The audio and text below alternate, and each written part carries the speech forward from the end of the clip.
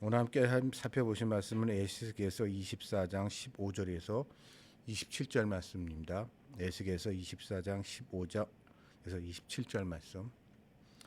여호와의 말씀이 또 내게 임하여 이르시되 인자야 내가 내 눈에 기뻐하는 것을 한 번 쳐서 빼앗으리니 너는 슬퍼하거나 울거나 눈물을 흘리거나 하지 말며 죽은 자들을 위하여 슬퍼하지 말고 조용히 탄식하고 수건으로 머리를 동이고 발에 신을 씻고 입술을 가리지 말고 사람들이 초상집에서 먹는 음식을 먹지 말라 하신지라.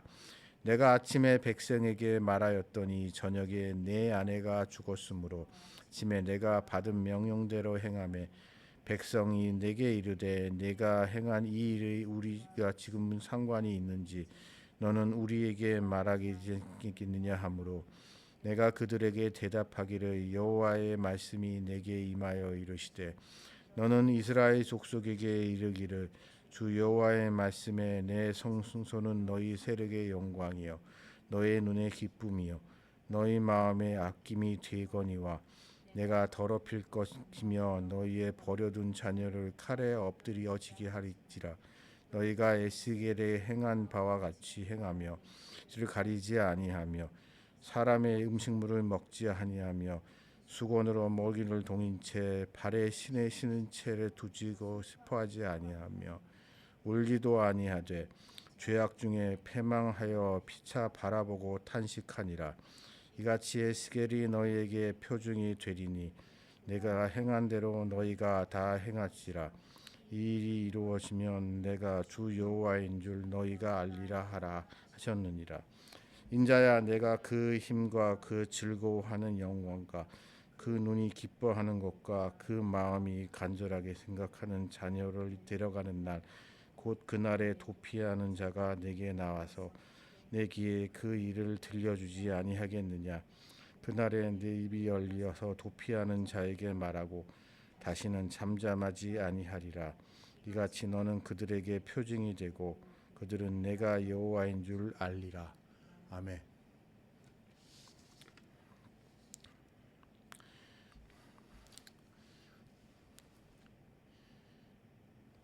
오늘 이 말씀은 여호와 하나님께서 이곳 바벨론에 있는 포로 공동체의 지도자로 영적 지도자로 선지자 에스겔을 세우시겠다는 것과 함께 그 세우심의 증거로서 그에게 일어날 일, 그 일에 대한 그래서 그가 어떻게 반응하는지에 대한 해야 되는지에 대한 말씀입니다. 저는 이 말씀을 접하면서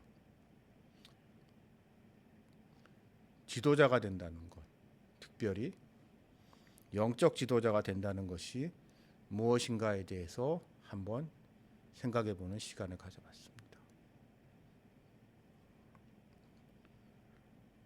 여러분, 영적 지도자가 된다는 게 좋은 걸까요? 아니, 지도자가 된다는 것, 대표가 된다는 것, 좋은 걸까요? 저는 그런 걸 별로 좋아하지 않습니다. 개인적으로 저는 나서는 거를 싫어하고 그런 권력을 휘두르는 거를 싫어하는 사람입니다만 생각보다 많은 사람들, 특히 한국 사람들은 그런 자리에 참 옥매는 사람들이 많은 것 같습니다. 그래서 교회에서도 제가 사역을 오래 한 건 아니지만 교회 생활을 하다 보면 제가 놀라는 것 중에 하나가 그런 교회 내에서의 그런 자리에 어쩌면 사람들이 그렇게 연연하는지 안 그래 보였던 분들이 그리고 굳이 그런 거에 연연할 필요가 없어 보이시는 분들이 그런 거에 그렇게 휘둘리시는 걸 보면서 참 씁쓸했던 기억이 있습니다. 근데 돌이켜 생각해 보면 이러한 자리, 지도자의 자리, 높은 자리에 대한 우리들의 열망이 한국 사회에서 좀 특이하게 나타나는 현상이 있는 것 같아요. 전 세계에 많은 신앙 공동체들이 있습니다. 우리 같은 기독교 공동체뿐만 아니라 이런저런 공동체들이 참 많은데 유독 한국에서만 그런 공동체 종교 지도자의 자리를 세습하는 거에 대해서 병적인 히스테리 반응을 보이는 사람들이 많습니다. 특히 개신교 진영에서요.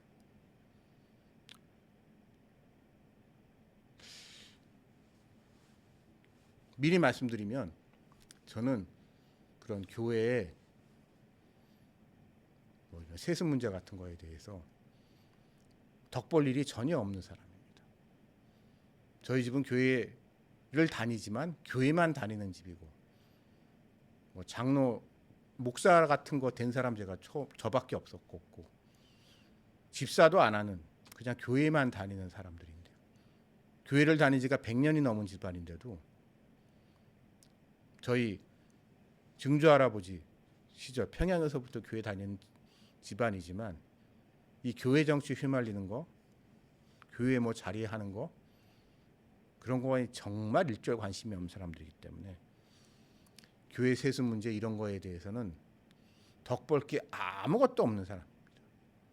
하지만 저는 유독 이 문제에 있어서 많은 그렇게 대화가 불가능할 정도로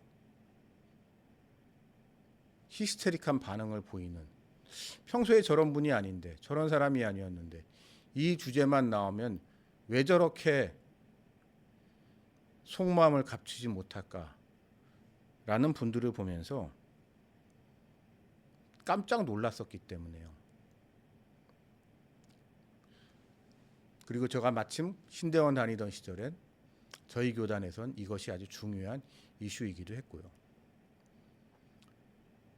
근데 그때부터 저희가 가져갔던 질문은 지도자가 된다는 것, 교회 지도자가 된다는 것, 교회 담임 목사가 된다는 것이 그렇게 대단하고 좋은 건가?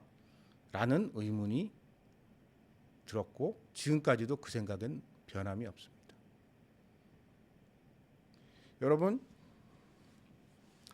왜 교회 지도자가, 교회 담임 목사가 대단해 보일까요? 그것이 영광의 자리라고 생각하기 때문입니다. 그 자리에 가게 되면 많은 것을 누릴 수 있다고 생각해서 그런 겁니다. 하지만 여러분 냉정하게 객관적으로 바라봤을 때, 저를 아시는 분들이 잘 아시겠지만 저는 제 자신의 정체성을 교회와 교회 밖 세상의 경계선상에 있는 사람이라고 생각하는 저의 입장에서 봤을 땐 교회의 담임 목사라는 자리가 됐을 때 그 사람이 누리는 거 정말 세상적으로 하찮은 겁니다. 일단 경제적인 부분, 요즘으로 말하면 삼성전자, 하이닉스 직원만도 못한 돈입니다. 그 돈 받으면서 담임 목사기 때문에 새벽기도 나와야 되고 교회 일 이런 거 저런 거 다 해야 됩니다. 그런 그 자리가 뭘 그렇게 대수라고 그 자리를 그렇게 하고 싶어 하는 건지 저는 그때도 의문이었고 지금도 의문입니다. 그러나 그것에 대해 히스테릭한 반응을 보이는 사람들은 결국 그 대표자가 된다는 것이 있을 때 그가 얻는 것에만 초점을 맞추기 때문에 그런 반응을 보이는 겁니다. 반대로 그가 대표자가 되기 때문에 그가 짊어져야 할 책임, 예를 들어서 이런 거죠. 교회의 담임 목사가 된다는 것은 법적으로 대표자가 되는 겁니다. 그렇기 때문에 그 공동체, 그 집단에서 일어나는 모든 일에 대한 최종적인 법적 책임을 져야 돼요. 오늘 같은 세속 사회에서. 더 나아가서 만약에 세상에 지금과 같이 기독교에 대해서 교회에 대해서 적대적이고 교회를 무너뜨리려고 하고 사사건건 시비를 걸고 공격해 올 때 그 공격의 타겟은 누가 될까요? 제일 타겟은 그 조직의 대표자인 목사, 담임 목사에게 되는 겁니다. 부목사, 장로 도망갈 수 있어도 담임 목사는 도망갈 수가 없어요. 그게 담임 목사라는 자리입니다. 그게 지도자라는 자리.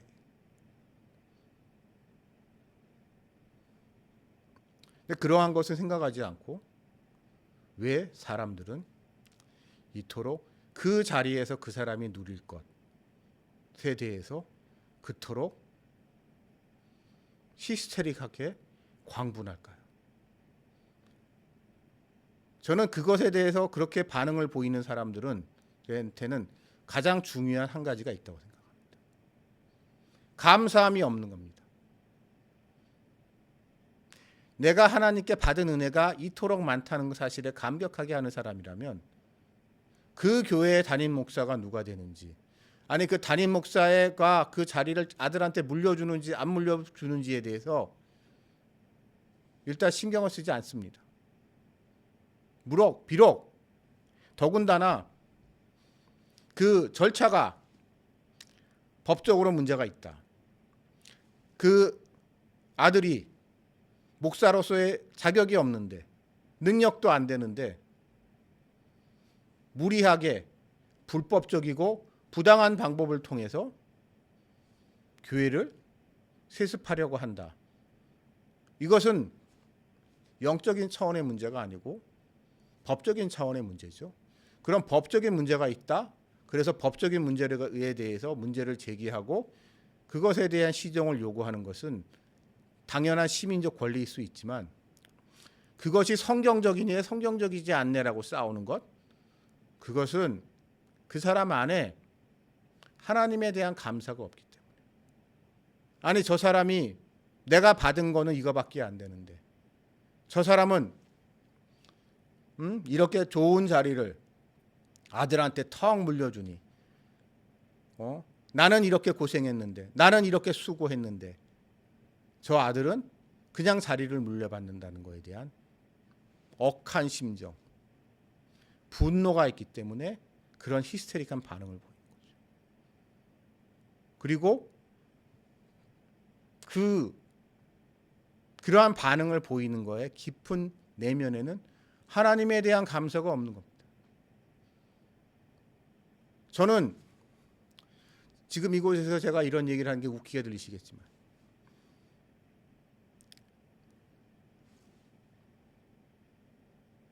이렇게 불리한 환경 속에서도 적지 않은 나이에 신학교를 갔고 교회에서 알아주지도 않고 가는 교회마다 이런저런 이유로 교회를 사임해야만 했고 그래서 떠돌이 같은 생활을 할지라도 하나님께서 나와 함께 하시고 은혜를 베풀어 주신다고 생각을 한다면 그 감격의 그 감사한 마음 때문에 다른 이에게 일어나는 일에 대해서 나는 모르겠지만 그러니까 사람이기 때문에 조금 마음 한구석에 불편한 마음이 들 수도 있고 머리로서 쉽게 이해가 안 되는 부분이 있을 수도 있겠지만 그럼에도 불구하고 우리가 알 수 없는 뭐는 어떠한 하나님의 뜻이 있는 게 아닌가, 하나님의 섭리가 있을 것이라는 그러한 기대를 갖는 것, 저는 그것이 믿음이라고 생각합니다. 역사의 주인이신 하나님이시기 때문에 우리가 보기에는 부당해 보일지라도 이해할 수 없을지라도 그런 일이 일어난 것에는 그럴 만한 이유가 있기 때문에 하나님이 보시기엔 합당한 이유가 있기 때문에 일어난 것들이 지도자가 된다는 것 마찬가지라고 생각해요. 여러분 우리 세상적으로 생각을 해봅시다. 지금까지 여러 대통령들이 있었어요, 이 땅에. 근데 그 대통령들 중에 여러분이 지지하지 않았던 대통령이 있었을 것이고, 여러분이 여전히 싫어하는 대통령, 부정적으로 평가하는 대통령, 아니면 극단적으로 해서 그 대통령 때문에 여러분의 인생에 큰 어려움이 겪은 그런 분도 있을 수 있습니다.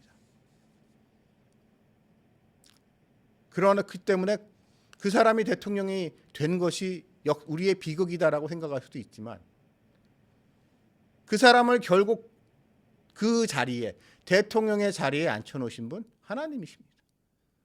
왜 그랬는지는 모르겠어요. 내가 보기에는, 우리가 보기에는 함량 미달인 사람인지라도 그 자리에 하나님이 앉히셨다니까요. 이유는 몰라요. 어찌 보면 그렇게 부족한 사람이 대통령이 됐다는 것 자체가 우리의 죄 때문에 그것이 하나님의 심판일 수도 있고, 그 사람이 비록 부족한 사람일지라도 그 사람을 통하여 하나님이 이루고자 하시는 그 무엇이 있기 때문에 그럴 수도 있는 거예요.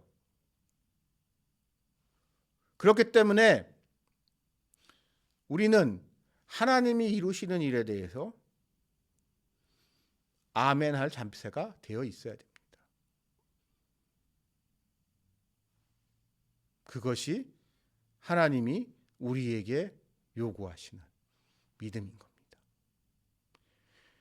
오늘 이 배경 속에 있는 이 바빌론에 있는 포로들을 생각을 해봅시다. 에스겔도 마찬가지고요.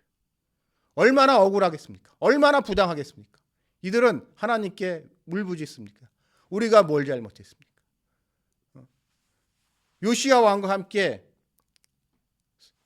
율법을 다시 세운 우리가 얼마나 그래도 이런저런 왕들이 있었지만 므낫세 왕 때부터 본격적으로 망가졌던 성전을 재건하고 율법을 회복시켰던 우리가 여기서 왜 이런 수모를 당해야 되고 왜 이런 고통을 당해야 되는지라는 그들의 울분에 대한 하나님의 응답은 오늘 이 에스겔서의 모습과 같이 가장 소중한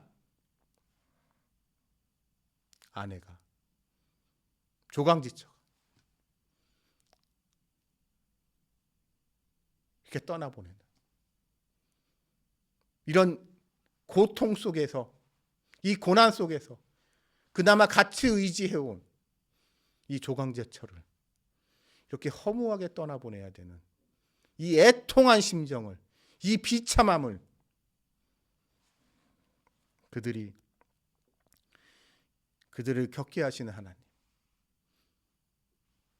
그것이 대표자의 자리인 겁니다.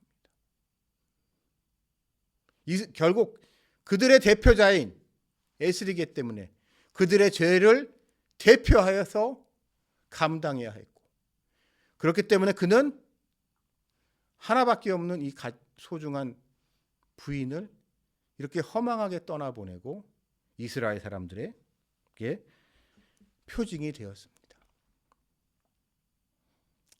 하나님은 이 자리를 통해서도 말씀하시는 거죠.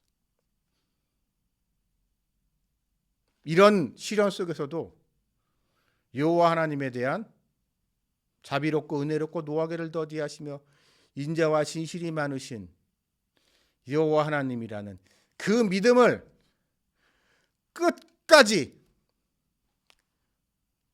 지키라는 것, 그것이 하나님이 그들에게 요구하시는 겁니다. 그리고 그것 또한 지금 우리에게, 믿음을 다진 우리에게 이 연단의 시간을 통하여 요구하시는 겁니다. 그러므로 형제자매 여러분, 지금 고통 중에 계십니까? 억울하다는 생각 드십니까? 왜 나에게 이런 일이 일어나는지 그런 생각이 드십니까? 그럼에도 불구하고 언제나와 같이 늘 하나님을 믿고 예수님을 사랑하며 성령님과 동행할 것, 그것이 우리의 믿음이라는 것을 다시 한번 마음에 새기시면서 오늘 하루도 그리고 앞으로 1주간도 승리하시는 여러분들이 되시기를 주님의 이름으로 기원합니다. 기도드리시겠습니다.